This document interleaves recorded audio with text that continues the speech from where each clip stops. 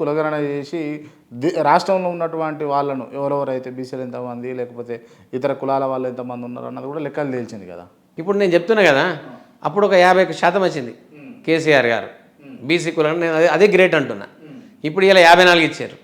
10 సంవత్సరాల తర్వాత 54 రావడం ఏంటండి, 64 రావచ్చు. ఇక్కడ 16 లక్షల మంది డోర్ లాక్ అంటున్నారు, ఇంకేదో అన్నారు, వాళ్ళు పోతే దొరకలేదు అన్నారు, వాళ్ళు ఇక్కడ లేరు అని చెప్తున్నారు. మరి వాళ్ళంతా ఎటు పోయినాడు ఆ 16 లక్షల మంది? అంటే కులగణన బోగస్ అంటారా?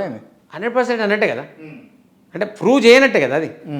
ఇప్పుడు అప్పుడున్న ప్రభుత్వం కరెక్ట్ ఇచ్చింది 51. ఇలా బీసీలకు నష్టం జరుగుతుంది. రోజు నిన్న ఒక సభ పెట్టారు కదా పెద్దలు, నిన్న చాలామంది పెట్టారు కదా, నష్టం జరుగుతుంది మా కులంగారన్నా కరెక్ట్గా చేయండి అని నాయకులు పెట్టారు కదా.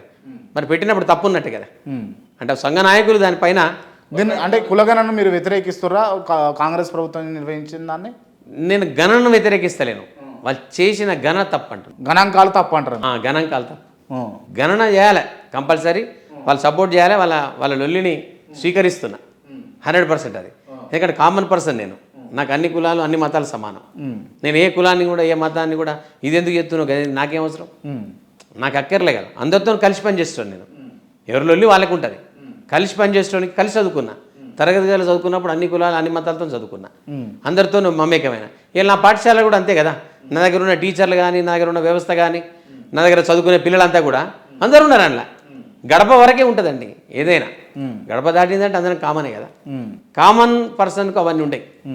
కాబట్టి వాళ్ళు చేసేది 100% కరెక్ట్. కానీ గణన అనేది కరెక్ట్ ఉండాలి, రిజల్ట్ కరెక్ట్ ఉండాలి, అవుట్పుట్ కరెక్ట్ ఉండాలి. అదే నేను అడుగుతున్నాను. ఇవాళ అదే లొల్లి జరుగుతుంది, అదే అంటున్నారు వాళ్ళు ఇవాళ. ఓకే, అప్పుడు కదా 51, 54 ఇచ్చారు కదా.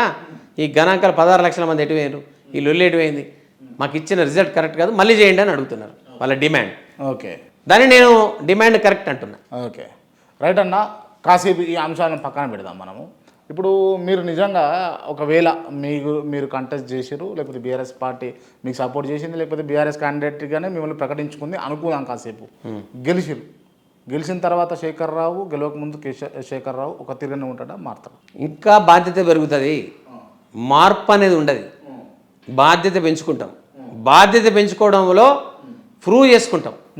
ఇలా ఒక ట్రస్మా అధ్యక్షుడిగా, ఒక గౌరవాధ్యక్షుడు ఏం పనులు చేశానో ఎమ్మెల్సీగా వచ్చినప్పుడు అంతకన్నా ఎక్కువ చేయాలి.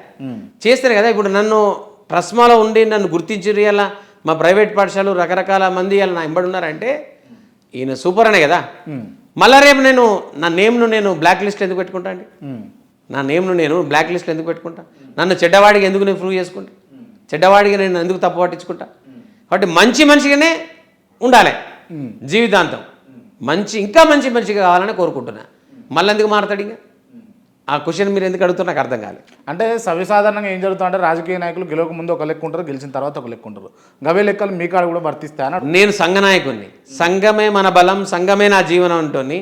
సంఘం ద్వారా పెరిగినోని, ఒక ప్రైవేట్ విద్యా సంస్థ నడుపుకుంటూ పెరిగినోని, అంటే మానవత్వం ఉన్నటువంటి ఒక ఎథిక్స్ ఉన్నోని. ఆ ఎథిక్స్ ద్వారా నాకు రిజల్ట్ వచ్చింది. మానవత్వం ఉంది కాబట్టి నాకు ఆ రిజల్ట్ వచ్చింది. అలాంటి వ్యక్తి, అలాంటి కోణంలో పెరిగినోని, ఒక మానవీయ కోణంలో పెరిగినోని, ఎదుటి మనిషిని నా సమస్య, ఎదుటి మనిషి యొక్క సమస్య నా సమస్యను స్వీకరించి పనిచేసినోని, ఎదుటి మనుషులు చాలామందిని పేర్లు పెట్టి పిలిచినోని, అట్లా పెరిగిన వాతావరణంలో ఉన్నోని మళ్ళీ ఎందుకు మార్పు వస్తుంది? రాజకీయం కాదు, నేను రాజకీయ నాయకుడిని కాదు, వాస్తవంగా ఒక సంఘ నాయకుడిని, ఒక ఇంటి పెద్దను, ఒక బడికి పెద్దను, ఒక పాఠశాల సంఘానికి పెద్దను, పాఠశాల సంఘంలో చాలామంది వ్యక్తులతో అనుభవం ఉన్నటువంటి వ్యక్తిని. అట్లా పెరిగినోడు ఇట్లా మారడు. కింద నుంచి కచ్చ పెరిగినోని కాదు, ఒక పొలిటికల్ బ్యాక్గ్రౌండ్తో పెరిగినోని కాదు. కాబట్టి మెట్టు ఎక్కిన. అందుకే నేను చాలామంది చెప్తాను, ఎదిగిన కొద్ది ఒదిగి ఉండాలని, ఎదిగిన కొద్ది ఒదిగి ఉండాలని చెప్తా ఉంటా. కాబట్టి మనం ఎంత ఎత్తు ఎదిగినా ఏం చేసినా ఢిల్లీకి రాజని తల్లికి కొడుకే. కాబట్టి నా భూమికి నేను కొడుకునే. ఈ యొక్క అంటే సంఘంలో ఇట్లా పెరిగిన కాబట్టి అలాంటి వాల్యూస్ ఉన్నాయి, అలాంటి మోరల్స్ ఉన్నాయి, అలాంటి ఎథిక్స్ ఉన్నాయి. కాబట్టి అట్లా పెరిగినోని మళ్ళీ ఎందుకు మార్పు వస్తుంది? వీళ్ళ లోపల మార్పు తీసుకొని పని చేస్తున్నా. ఓకే, రాజకీయ నాయకుల లోపల మార్పు రావాలి. రైట్. ఓకే, ఇప్పుడు పట్టభద్రులు కావచ్చు, లేకపోతే నిరుద్యోగులు కావచ్చు, లేకపోతే ఉద్యోగులు కావచ్చు, టీచర్స్ కావచ్చు, ఎందుకు యాదగిరి శేఖర్ రావు కోటేయాలి? అంటే మీరు ఇప్పటిదాకా చెప్పాను కదా సార్, చాలామందికి ఇప్పటిదాకా నేను ఏంటంటే ప్రూవ్ చేశా, ఎన్నో పనులు చేశా. టీచర్లకు, ప్రభుత్వ టీచర్లకు, ప్రైవేట్ వైద్య రంగంలో కరోనా సమయంలో 200 మంది డాక్టర్లు పెట్టినా అండి.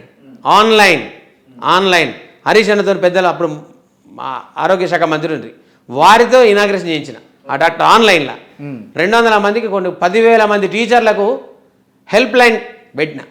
మీరు చూడండి, ఫేస్బుక్లో ఉన్నది, అన్నిట్లో ఉన్నది, యూట్యూబ్ ఛానల్ కూడా ఉన్నది, అన్న రిలీజ్ ఇనాగ్రేషన్ చేసినట్టు.